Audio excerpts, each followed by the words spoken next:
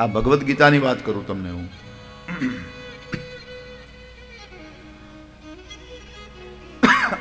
વચ્ચે યુદ્ધ રેખા,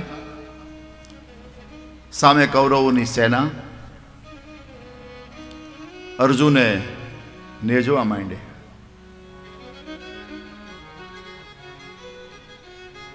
પણ સામે યુદ્ધની ઈચ્છાથી આવેલા કોઈ ઓળખાયા નહીં. એટલે કહ્યું કે હે કૃષ્ણ, થોડોક રથ આગળ લઈ લો ને. રથ થોડો આગળ ચાલ્યો. દુર્યોધન પિતામહ ભીષ્મની પાસે ગયો. ભીષ્મ દાદાને કહ્યું કે દાદા, અર્જુન ને કૃષ્ણ આ બાજુ કેમ આવે છે? એ જો સંધિ કરવા આવતા હોય તો હવે સમય પૂરો થઈ ગયો છે. આપણે હવે કાંઈ સંધિ કરવી? બોલે તને ખબર છે સંધિ કરવા આવે છે? ના. તો છાનોમાનો બેસ ને, જોતો ખરો એ શું કરે છે. બિલકુલ યુદ્ધની રેખા હતી, ત્યાં આવ્યા, રથ ઉભો રાખ્યો અને પછી જોયું તો બધા ઓળખાઈ ગયા. હવે ઓળખાઈ ગયા એમાં પોતાનું જ કુટુંબ છે.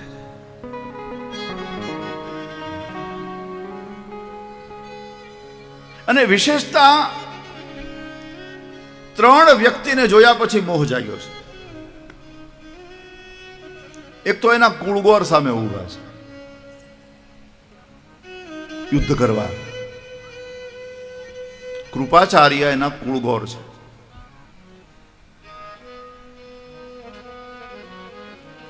જેની પાસે વિદ્યા ગ્રહણ કરી એ ગુરુ ઉભા છે, ગુરુ દ્રોણ.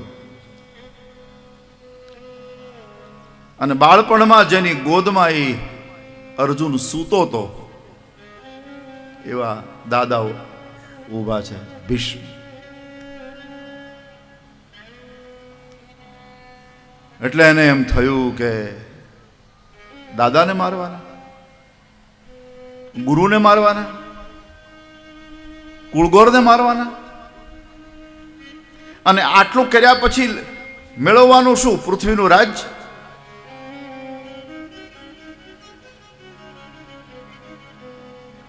અને અજ્ઞાનની શરૂઆત થઈ. અને અર્જુન બોલ્યો છે, સિદંતી મમ ગાત્રાણી. કૃષ્ણ, મને ધ્રુજ થાય છે. શું થયું?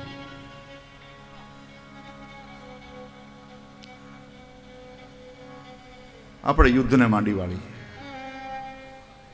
યુદ્ધ નથી કરવું. એ કૃષ્ણ, ભિક્ષા માંગીને ખાવું પસંદ કરીશ, પણ આ યુદ્ધ હું નહીં કરું. તને વાંધો શું છે?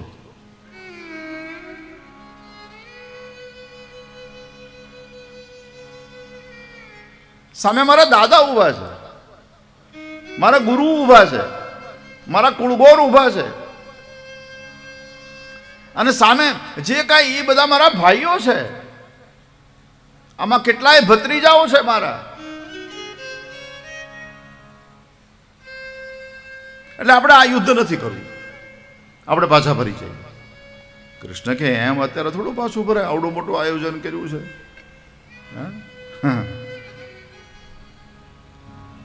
કેટલા તંબુ નાખ્યા, કેટલા માંડવા નાખ્યા. 3 મહિનાથી તૈયારી કરીને હવે તું એમ કે હવે નથી કરવું, ન ચાલે. યુદ્ધ કરવું જ પડશે. અર્જુન જે ના પાડે છે એની પાછળ પણ ધૃતરાષ્ટ્રનું પાપ છે. મહાભારત કહે છે. યુદ્ધના 2-3 દિવસ પહેલા અર્જુનને બોલાયો ધૃતરાષ્ટ્ર. અંગ્રેજીમાં એક કહેવત છે, ઇમોશનલ બ્લેકમેલ. Emotionally blackmail. અર્જુનને બ્લેકમેલ કર્યો છે.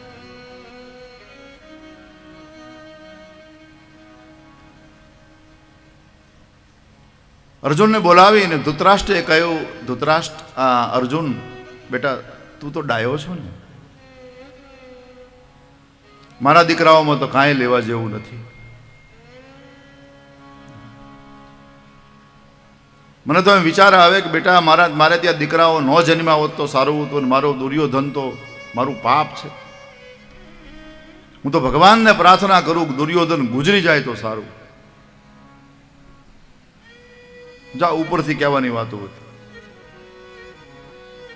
એટલે અર્જુન બિચારો આમ ભોળવા, અર્જુન કે તમે આવું ન બોલો, એ મારો ભાઈ છે. બેટા શું કરું, મેં કેટલું એને ના પાડી યુદ્ધ નથી કરવું, પણ નથી માનતો એ. પણ બેટા દુર્યોધન નથી માનતો, પણ તું ડાયો દીકરો છો, તને હું કહી શકું, તું મારું માનીશ. આ યુદ્ધમાં કલ્યાણ નથી. આ યુદ્ધમાં મારનારા પણ આપણે છે ને મરનારા આપણે છે.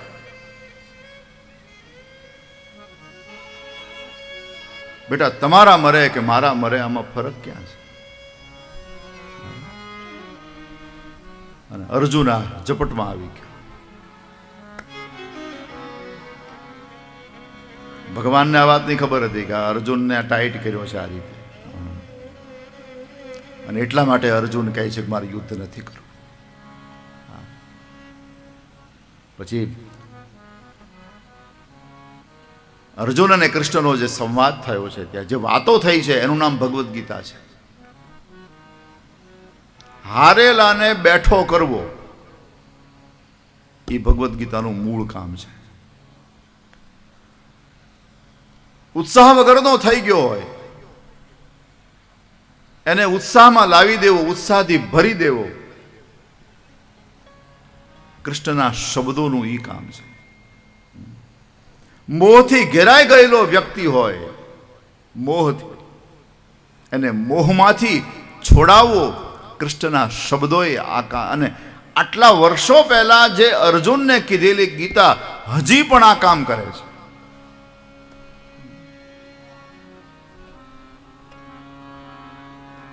ગીતાજીના વિષયમાં એમ કહેવાય, જબ શોક મોહ સે ગિર જાય.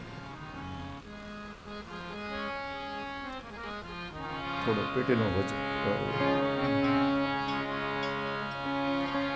जब शोक मोह से घिर जाए तब गीता वचन हृदय लाए. जब शोक मोह से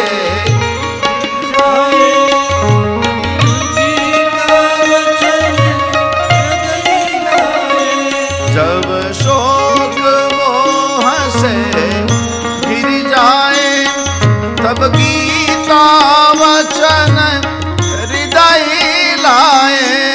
जब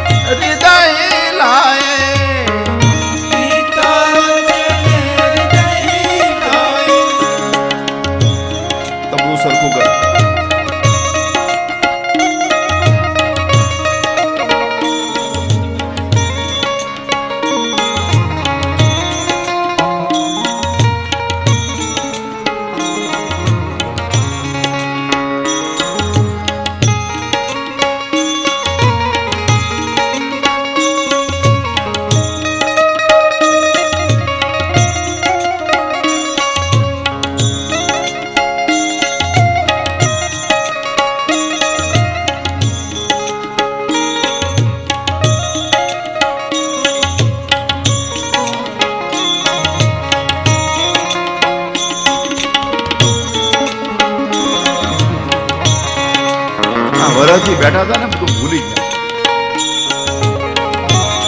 આવો બેઠા હતા.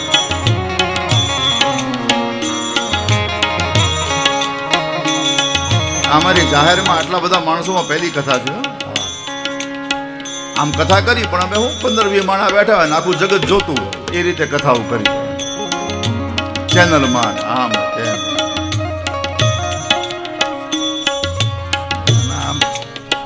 પ્રસાદમાં પાવરતા એક વર્ષથી બસ એ જલસા કરે, ભૂલી ગયા બધા.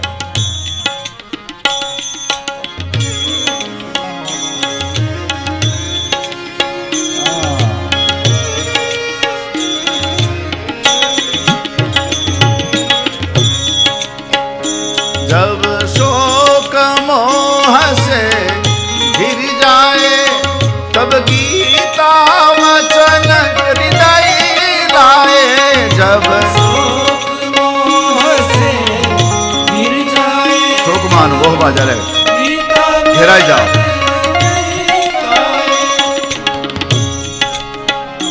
युग युग का अनुभव जुड़ा हुआ, युग युग का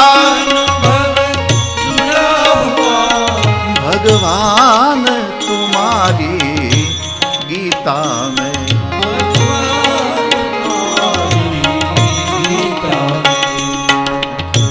क्या जादू भरा हुआ भगवान तुम्हारी गीता में.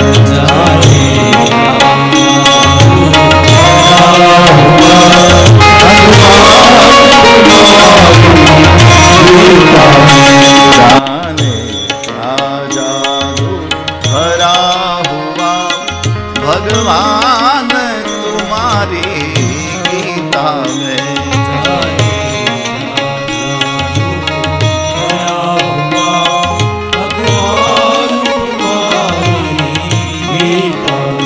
હજી પણ એટલી જ પ્રસ્તુત છે ગીતા. ગવાણી જે 5000 વર્ષ પહેલા, અને હજી પણ માનવ જાતને એક એક શ્લોક કામ લાગે છે. એક એક ગીતાને સમજી લીધા પછી કઈ સમજવાનું બાકી રહેતું નથી. સંસારની તમામ સમસ્યાનો ઉકેલ પણ ગીતામાં છે. સંસારની કોઈ ભાષા નહીં હોય એવી કે જેમાં ભગવદ્ ગીતા નહીં લખાણી હોય.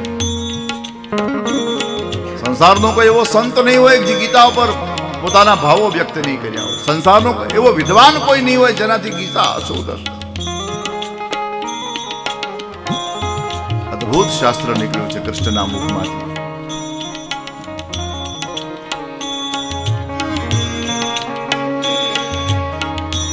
એ બે વાતો કરે છે, કૃષ્ણ અને અર્જુન. જો આ ભગવદ્ ગીતા છે ને, આખી કૃષ્ણ અને અર્જુનની વચ્ચે 13 થી 14 મિનિટ વાત આલી છે.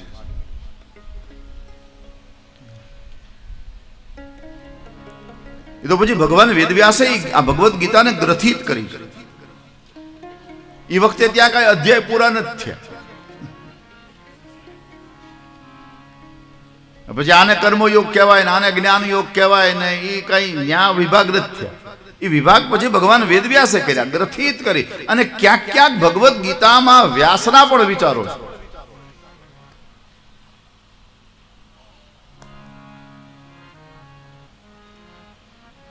ગ્રથિત જ્યારે કઈ કરવાનું આવે, ગ્રથિત ગૂંથવાનું,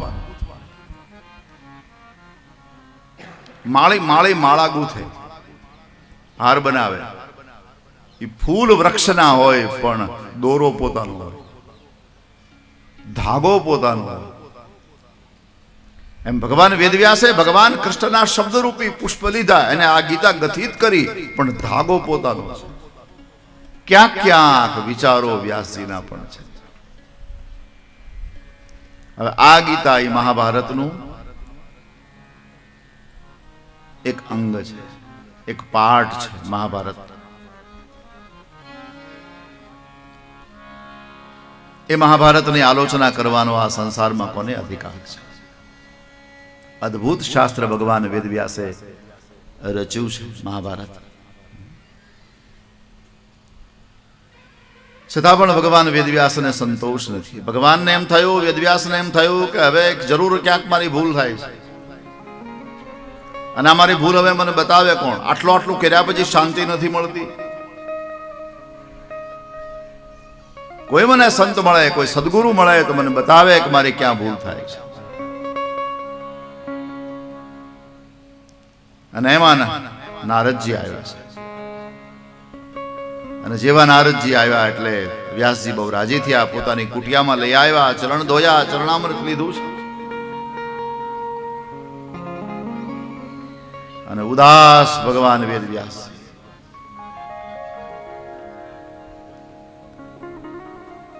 મેં આટલું કર્યું છતાં મને શાંતિ કેમ નથી, બસ આ જ વિચાર એને ઉદાસ કરી દે છે.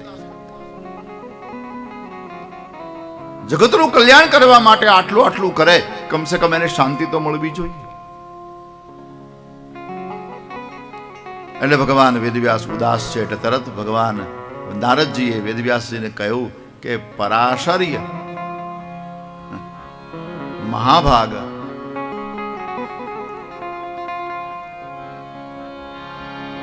પરાશર્ય મહાભાગ ભવતા કશ્ચિદાત્મના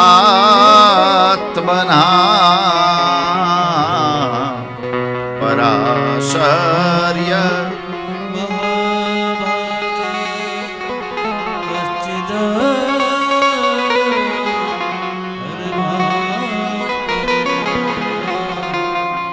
પરિતુષ્યતિ શારીર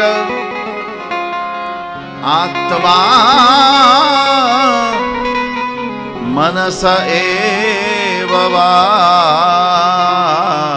પરિતુષ્યતિ શારીર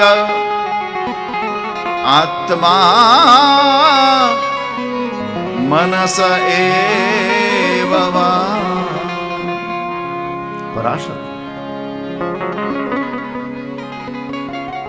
પરાશર નો દીકરો આમ ઉદાસ થઈ ગયો. એ મહાભાગ્યશાળી,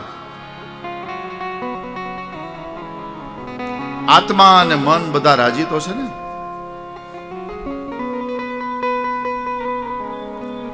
શરીર ઠીક તો છે ને? આત્મા મનસ એવ. ભગવાન વેદવ્યાસજીએ કહ્યું, ગુરુદેવ એક તકલીફ છે, આટલું સંસારનું કલ્યાણ કરવા માટે મેં કર્યું છતાં મને શાંતિ કેમ નથી મળતી?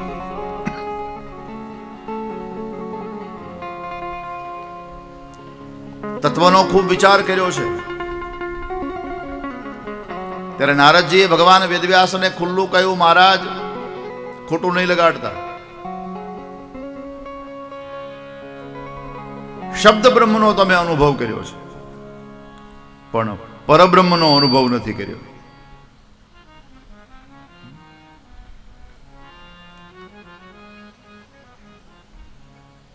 નારદજી કહે છે, ભવતાનુદિતમ પ્રાયમ યશો ભગવતો મલમ.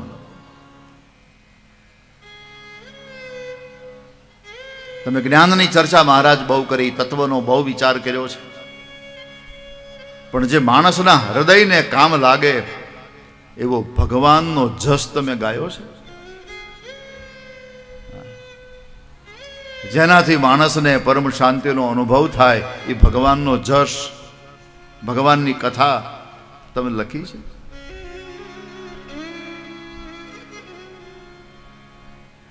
મહારાજ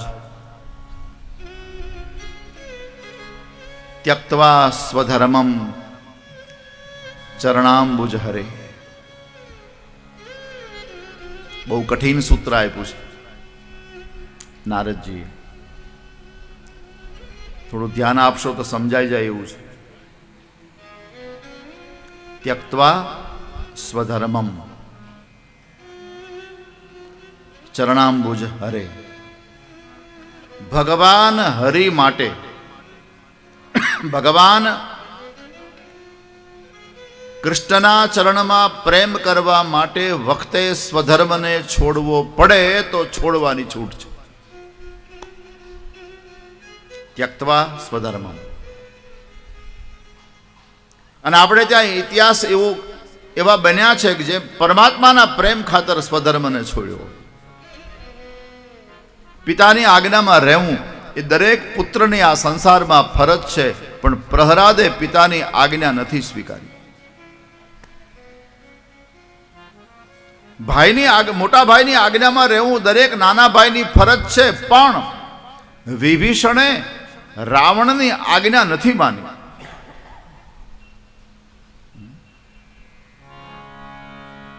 માતાની સેવા કરવી એ દરેક પુત્રની ફરજ છે, પણ ભરતે કૈકેયીની સેવા નથી કરી. અને સાસરાની મર્યાદામાં રહેવું એ દરેક નારીની પવિત્ર ફરજ છે. એ કુળની મર્યાદામાં રહેવું, પણ મીરાએ એ મર્યાદા નથી રાખી.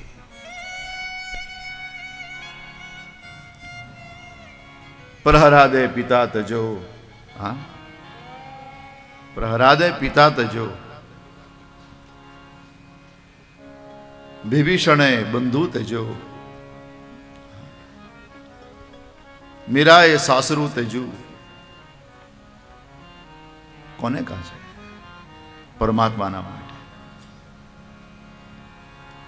તો મહારાજ સ્વધર્મને છોડીને પણ ભગવાનના ચરણમાં પ્રેમ કરવો.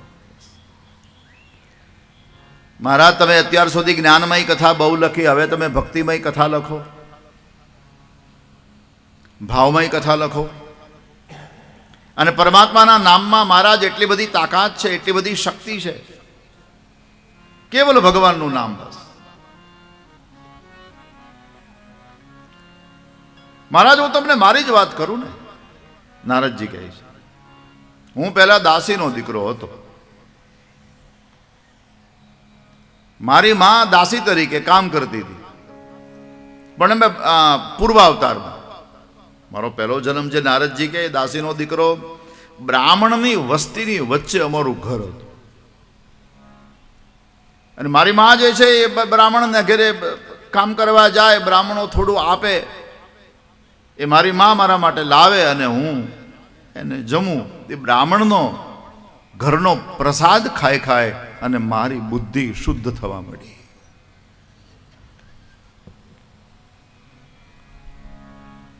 ગામમાં સંતોની મંડળી આવી, એટલે હું તો આમ રખડ્યા કરું, તોફાની છોકરો, હરિદાસ નામ.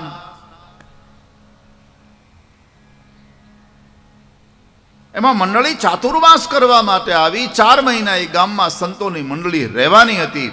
અને સંતોએ કહ્યું કે અમને કોઈ સેવક આપો, અમારું કંઈક કામ કરે, હાથ વાટકે. ગામ લોકોએ વિચાર કર્યો, કરો દાસીનો દીકરો છે એ સોંપી દો ને, આમે આ તોફાન કરતો મટે ને. નારદજી કહે મને સોંપવામાં આવ્યો. હું સંતોની સેવા કરતો, એક સંત કથા કરતા. કથા સાંભળવામાં મને બહુ રસ પડવા લાગ્યો અને ધીરે ધીરે ધીરે પરમાત્માનો પ્રેમ મારામાં જાગૃત થવા લાગ્યો. જે સંત કથા કરતા હતા એ સંતને મેં મારા મનથી ગુરુ તરીકે સ્વીકાર્યો. અને એક દિવસ મારા ગુરુએ મારા પર કૃપા કરી. સંતો બધા ભોજન કરી લીધા પછી જે સંતને હું ગુરુ માનતો તો એને કહ્યું, બેટા હરિદાસ અહીંયા આવ, આ મારી થાળીમાં જે એઠું પડ્યું છે ને એ ખાઈ જા.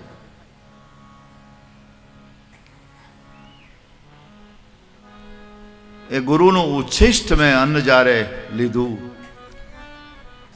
ત્યારે મારી અંદરના બધા જ પાપ બળીને ભસ્મ થઈ ગયા.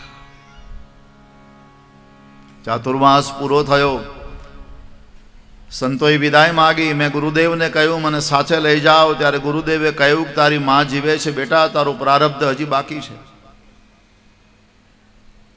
માની સેવા કર. ગુરુ આજ્ઞા માની હું રોકાઈ ગયો. પણ એક દિવસ ઘટના ઘટી. એકદા નિર્ગતામ ગેહા દુહંતિમ નિશિગામ પથી. બ્રાહ્મણને ઘેરે ગૌશાળામાં માં દૂધ દોવા ગઈ, ગાય દોવા.